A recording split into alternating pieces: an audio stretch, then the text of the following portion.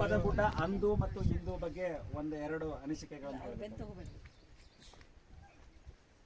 ಕರ್ನಾಟಕದ ಸುಪ್ರಸಿದ್ಧ ಸಸ್ಯಕಾಶಿ, ದಕ್ಷಿಣ ಭಾರತದ ಸಿಮ್ಲಾ, ದಕ್ಷಿಣ ಭಾರತದ ಸಸ್ಯಕಾಶಿ ಎಂದೆಲ್ಲ ಹೆಸರಾಗಿರುವಂಥ ಕಪ್ಪತ್ತಗುಡ್ಡದ ಶ್ರೀ ನಂದಿವೇರಿ ಸಂಸ್ಥಾನ ಮಠದ ಹಿಂಭಾಗದಲ್ಲಿ ನಾವಿದ್ದೇವೆ.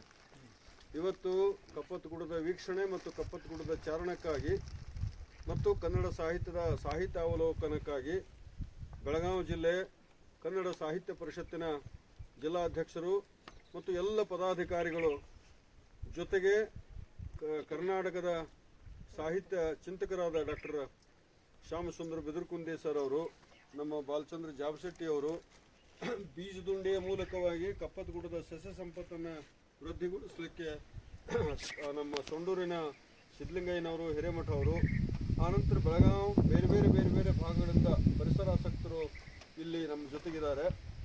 ಇವತ್ತು ಕಪ್ಪತ್ತಗುಡ್ಡ ಉಳಿಬೇಕು ಅಂತ ಹೇಳಿ ಸಮಸ್ತ 7 ಕೋಟಿ ಕನ್ನಡಿಗರ ಸಂಕಲ್ಪ ಇದೆ. ಜನರ ಸಂಕಲ್ಪ ಯಾವತ್ತೂ ಹುಸಿಯಾಗೋದಿಲ್ಲ. ಹಾಗಾಗಿ ಕಪ್ಪತ್ತಗುಡ್ಡ ಇವತ್ತು ಉಳಿದಿದೆ. ಕಪ್ಪತ್ತಗುಡ್ಡ 70 ಗಿರಿ ನೋಡೋಕ್ಕಿಂತ ಕಪ್ಪತ್ತಗಿರಿ ನೋಡ್ಬೇಕಂತಾರೆ. ಈ 70 ಗಿರಿಯಲ್ಲಿ ಸಿಗುವಂಥ ಭಾಳಷ್ಟು ಔಷಧಿ ಸಸ್ಯಗಳು ನಮ್ಮ ಕಪ್ಪತ್ತಗುಡ್ಡದಲ್ಲಿ ಇದ್ದಾವೆ. ಕಪ್ಪತ್ತಗುಡ್ಡದ ಒಂದೊಂದು ಔಷಧಿ ಸಸ್ಯಕ್ಕೂ ತನ್ನದೇ ಆಗಿರುವಂತಹ ಒಂದು ಇತಿಹಾಸ ಇದೆ. ಅದನ್ನು ನಮ್ಮ ಸಂಶೋಧಕರು ಅಧ್ಯಯನ ಮಾಡಿ ಜನಗಳ ಸ್ವಾಸ್ಥ್ಯವನ್ನು ತಿದ್ದಲಿಕ್ಕೆ ಒಂದೊಂದು ಔಷಧಿ ಸಸ್ಯ ಯಾವ ರೂಪದೊಳಗೆ ಅದು ಅನುಕೂಲ ಆಗ್ತದೆ ಅನ್ನುವಂಥದ್ದನ್ನು ಜನಗಳಿಗೆ ತಿಳಿಪಡಿಸಬೇಕು. ನಾನು 4 ಸಂಗತಿಗಳನ್ನು ಇಲ್ಲಿ ಸರ್ಕಾರಕ್ಕೆ ಒತ್ತಾಯಿಸ್ತಾ ಇದ್ದಾರೆ. ಕಪ್ಪತ್ತಗುಡ್ಡದ ಸಂರಕ್ಷಣೆ ಆಗಬೇಕು, ಕಪ್ಪತ್ತಗುಡ್ಡದ ಸಂವರ್ಧನೆ ಆಗಬೇಕು, ಕಪ್ಪತ್ತಗುಡ್ಡದ ಸಂಬೋಧನೆ ಆಗಬೇಕು, ಕಪ್ಪತ್ತಗುಡ್ಡದಲ್ಲಿ ಸಂಶೋಧನೆ ಆಗಬೇಕು. ಕಪ್ಪತ್ತಗುಡ್ಡದ ಸಂಬೋಧನೆ ಅಂದರೆ ಕಪ್ಪತ್ತಗುಡ್ಡದಲ್ಲಿರುವಂತಹ ಔಷಧಿ ಸಸ್ಯಗಳ ಸಂಬೋಧನೆ ಆಗಬೇಕು. ಡಾಕ್ಯುಮೆಂಟೇಷನ್ ಅಂತ ಕರೀತಾರೆ. ಡಾಕ್ಯುಮೆಂಟೇಷನ್ ಆಗಬೇಕು. ಇದು ಏನು ಇದು ಏನು ಇದು ಏನು ಅಂತ ನಮ್ಮ ಜನಗಳಿಗೆ ಗೊತ್ತಾದ್ರೆ ಜನ ಅದನ್ನು ಬಳಸ್ತಾರೆ, ಜನ ಅದನ್ನು ಉಳಿಸ್ತಾರೆ. ಒಂದು ಸಂಬೋಧನೆ, ಎರಡನೇದು ಸಂರಕ್ಷಣೆ, ಅದನ್ನು ಉಳಿಸಿಕೊಂಡು ಬೆಳೆಸ್ಕೊಂಡು ಹೋಗುವಂಥ ಅಗತ್ಯ ಇದೆ. ಇವತ್ತು ಕಪ್ಪತ್ತಗುಡ್ಡದಲ್ಲಿರುವಂಥ ಔಷಧಿ ಸಸ್ಯಗಳು ಅಪಾಯದ ಅಂಚಿನಲ್ಲಿದ್ದಾವೆ. ಕಪ್ಪತ್ತಗುಡ್ಡದಲ್ಲಿರುವಂತಹ ಕಾಡು ಹಣ್ಣಿನ ಸಸ್ಯಗಳು ಅಪಾಯದ ಅಂಚಿನಲ್ಲಿದ್ದಾವೆ. ಕಪ್ಪತ್ತಗುಡ್ಡದಲ್ಲಿರುವಂತಹ ಸುಗಂಧ ದ್ರವ್ಯ ಸಸ್ಯಗಳು ಅಪಾಯದ ಅಂಚಿನಲ್ಲಿದ್ದಾವೆ. ನಮ್ಮ ಮಠದಿಂದ ಧೂಪದ ಮರ ಇದ್ದಾವೆ. ಆ ಧೂಪದ ಮರ ಸುಗಂಧ ದ್ರವ್ಯ ಸಸ್ಯ, ಕೈ ಹಿಡಿದ್ರೆ ಸಹ ಕೈ ಗಮ್ ಗಮ್ ಗಮ್ ಗಮ್ ಘಮಾಸ್ತವೆ. ಆದ್ರೆ ಆ ಸಸಿ ಮನುಷ್ಯ ನಿಲುಕದಲ್ಲಿ ಮಾತ್ರ ಇದ್ದಾವೆ. ಅಂದ್ರೆ ಮನುಷ್ಯನಿಗೆ ನಿಲುಕಲಾರದಲ್ಲಿ ಯಾಕದಾವ ಅಂದ್ರೆ ಮನುಷ್ಯ ಅಷ್ಟು ಕೆಳಮಟ್ಟಕ್ಕೆ ಹೋಗಿಬಿಟ್ಟಾನ. ಅವನ ಕೈ ಸಿಕ್ಕರೆ ಅವ ಗಿಡಗಳ ಮೇಲೆ ದೌರ್ಜನ್ಯ ಮಾಡ್ತಾನ ಅನ್ನೋ ಕಾರಣಕ್ಕಾಗಿ ಇವತ್ತು ಸಸಿಗಳನ್ನು ಉಳಿಸುವಂತಹ, ಸಸ್ಯಗಳನ್ನು ಬೆಳೆಸುವಂಥ ಅಗತ್ಯ ಇದೆ. ಔಷಧಿ ಸಸ್ಯಗಳು, ಸುಗಂಧ ದ್ರವ್ಯ ಸಸ್ಯಗಳು, ಕಾಡು ಹಣ್ಣಿನ ಸಸ್ಯಗಳು ಮತ್ತು ಅಡವಿ ಸಸ್ಯಗಳು ಕಪ್ಪತ್ತಗುಡ್ಡದಾಗ ಅಪಾಯದ ಅಂಚಿನಲ್ಲಿದ್ದಾವೆ. ಅವುಗಳನ್ನು ಸರ್ಕಾರವು ಸಂರಕ್ಷಣೆ ಮಾಡಬೇಕು. ಮೊದಲೇದ್ದು ಸಂಬೋಧನೆ ಮಾಡಬೇಕು, ಎರಡನೇದ್ದು ಸಂರಕ್ಷಣೆ ಮಾಡಬೇಕು. ಬರೀ ಸಂಬೋಧನೆ ಸಂರಕ್ಷಣೆ ಮಾಡಿದ್ರೆ ಆಗೋದಿಲ್ಲ, ಸಂವರ್ಧನೆ ಮಾಡಬೇಕು. ನಮ್ಮದೊಂದು ಕನಸಿದೆ, ನಂದಿವೇರಿ ಮಠಕ್ಕೆ ಬಂದಂಥ ಭಕ್ತರಿಗೆ ಸಸಿಗಳನ್ನು ವಿತರಿಸಬೇಕು ಅಂತೇಳಿ. ಇಲ್ಲಿ ಸರ್ಕಾರದವರು ಒಂದು ನರ್ಸರಿ ಮಾಡಿದ್ರೆ ಬಂದಂಥ ಭಕ್ತರಿಗೆ ನಾವು ಆ ಸಸಿಗಳನ್ನು ವಿತರಿಸುವುದರ ಮೂಲಕವಾಗಿ ಸಸ್ಯ ವೃದ್ಧಿಗೆ ಮತ್ತು ಪರಿಸರ ಸಂವರ್ಧನೆಗೆ ಭಾಳ ದೊಡ್ಡ ಕೆಲಸ ಆಗುತ್ತೆ. ಈಗ ನಮ್ಮ ನಂದಿವೇರಿ ಮಠದ ಜಾತ್ರೆ ನಾಳೆ 29ಕ್ಕೆ ಜಾತ್ರೆ ಇದೆ. ಕಪ್ಪತ್ತಗುಡ್ಡದ ಜಾತ್ರೆ ಅಂತ ಅದು ಪ್ರಸಿದ್ಧದ. ಕಪ್ಪತ್ತಗುಡ್ಡದ ಜಾತ್ರೆ ಬಂದ ಕೂಡಲೇ ಆತಂಕ ಶುರುವಾಗಿಬಿಡ್ತಾವೆ. ನಮಗೆ ಏನಾಗುತ್ತಂದ್ರೆ ಗುಡ್ಡ ಹತ್ತುವರು ಏರಿಕೆ ತಪ್ಪಲ ಅಂತ ಹರ್ಕೊಂತ ಹೋಗ್ತಾರ, ಗುಡ್ಡ ಇಳಿಯೋರು ಇಳಿಕೆ ತಪ್ಪಲ ಅಂತ ಹರ್ಕೊಂತ ಹೋಗ್ತಾರ. ಒಂದು ಕಾಲ ಸಮೃದ್ಧಿ ಇತ್ತು, ಅವಾಗ ಹರ್ಕೊಂತ ಹೋದ್ರೆ ಮುರ್ಕೊಂತ ಹೋದ್ರೆ ನಡೀತಿತ್ತು. ಈಗ ಗಿಡನ ಇಲ್ಲ, ಗಿಡ ಮರಗಳೇ ಇಲ್ಲ, ಬಟ ಬೈಲದ. ಇಂಥವ್ರ ಕೊಡ್ಲಿ ಇಟ್ಕೊಂಡ್ ಬಂದಿರ್ತಾರೆ ಬುಡಕ. ಕೊಡ್ಲಿ ಇಟ್ಕೊಂಡ್ಬಂದು ಏರಿಕೆ ತಪ್ಪಲ ಅಂತ ಹರ್ಕೊಂತ ಹೋಗ್ತಾರ. ಆನಂತರ ಗುಡ್ಡ ಇಳ್ಕೊಂತ ಬರೋರು ಇಳ್ಕಿ ತಪ್ಪಲ ಅಂತ ಹರ್ಕೊಂತ ಹೋಗ್ತಾರ.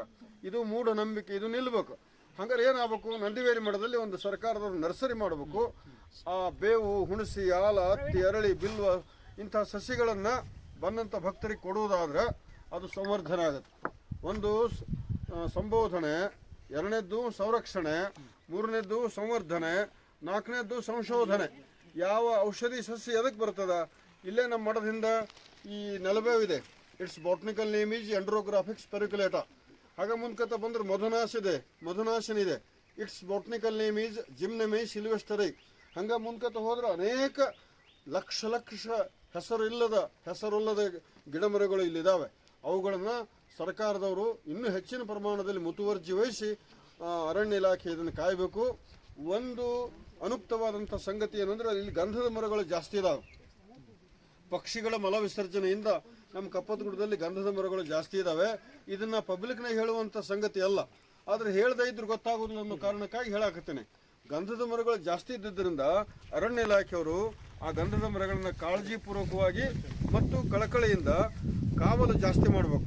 ಕಾವಲು ಜಾಸ್ತಿ ಮಾಡಿದ್ರೆ ಅರಣ್ಯ ಉಳಿತದ. ಹಾಗಾಗಲಂತ ನಾನು ಹಾರೈಸ್ತೇನೆ. ಇವತ್ತು ನಮ್ಮ ಬೆಳಗಾವಿ ಜಿಲ್ಲೆಯ ಕನ್ನಡ ಸಾಹಿತ್ಯ ಪರಿಷತ್ತಿನ ಅಧ್ಯಕ್ಷರು ಮತ್ತು ಎಲ್ಲ ಪದಾಧಿಕಾರಿಗಳು ನಮ್ಮ ಕಪ್ಪತ್ತಗುಡ್ಡಕ್ಕೆ ಬಂದು ಕಪ್ಪತ್ತಗುಡ್ಡಕ್ಕೆ ಬೆಂಬಲ ಸೂಚಿಸಿದ್ದಾರೆ. ಒಂದು ಸಾಹಿತ್ಯ ಪರಿಷತ್ತಿನ ಒಂದು ಬಳಗ ಬಂದತಂದ್ರೆ ಇಡೀ 31 ಜಿಲ್ಲೆಗಳ ಎಲ್ಲ ಬಳಗ ಬಂದತಂತ ನಾನು ತಿಳ್ಕೊಳ್ತೇನೆ. ಮತ್ತು 7 ಕೋಟಿ ಕನ್ನಡಿಗರು ನಮ್ಮ ಕಪ್ಪತ್ತಗುಡ್ಡ ಜೊತೆಗಿದಾರಂತ ನಾನು ಭಾವಿಸ್ತೇನೆ. ಬಂದಂಥ ಎಲ್ಲ ಬೆಳಗಾವಿ ಪದಾಧಿಕಾರಿಗಳಿಗೆ, ವಿದ್ವಾಂಸರಂಥ ಡಾಕ್ಟರ್ ನಮ್ಮ ಶ್ಯಾಮಸುಂದರ ಬಿದರ್ಕುಂದಿ ಸರ್ ಅವರಿಗೆ, ಬಾಲಚಂದ್ರ ಜಾಬ್ ಶೆಟ್ಟರ್ ಅವರಿಗೆ. ಇವತ್ತು ಇನ್ನೊಂದು ವಿಶೇಷ ಬೀಜದುಂಡೆ ಇಲ್ಲಿ ನನ್ನ ಕೈಯೊಳಗೆ ಇದಾವೆ. ಬೀಜದುಂಡೆ ಇದು ಕಪ್ಪತ್ತಗುಡ್ಡದ ಸಸ್ಯ ವೈವಿಧ್ಯತೆಯನ್ನು, ಸಸ್ಯ ಸಂಪತ್ತನ್ನು ಜಾಸ್ತಿ ಮಾಡಲಿಕ್ಕೆ ನಾವು ಎಲ್ಲರ ಕೈಗೂ ಬೀಜದುಂಡೆ ಕೊಟ್ಟಿದ್ದೇವೆ. ಅವರು ಈಗ ಕಾಡಿನಲ್ಲಿ ಹೋಗ್ತಾ ಹೋಗ್ತಾ ನಮಗೆ ಎಲ್ಲೆಲ್ಲಿ ಅನುಕೂಲದ ಎಲ್ಲರೂ ಕೈ ತೋರಿಸ್ತಾರೆ. ಬೀಜದುಂಡೆ ಯಾರ ಕೈಯಾಗದವು? ಬೀಜದುಂಡೆ ಯಾರ ಕೈಯಾಗದವು ತೋರಿಸ್ರಿ. ಆ ಬೀಜದುಂಡೆಯನ್ನು ನಾವೀಗ ಹಾಕ್ಲಿಕ್ಕೆ ಹೋಗ್ತೀವಿ ಕಪ್ಪತ್ತಗುಡ್ಡದಲ್ಲಿ. ಆ ಮೂಲಕವಾಗಿ ಕಪ್ಪತ್ತಗುಡ್ಡದ ಸಸ್ಯ ವೈವಿಧ್ಯತೆ ಅಧಿಕವಾಗ್ತದೆ. ಇದು ಪರಿಸರದ ಸೇವೆ. ನಾವೊಂದು ಅರ್ಧ ನಿಮಿಷ ಹೇಳ್ತೀವಿ.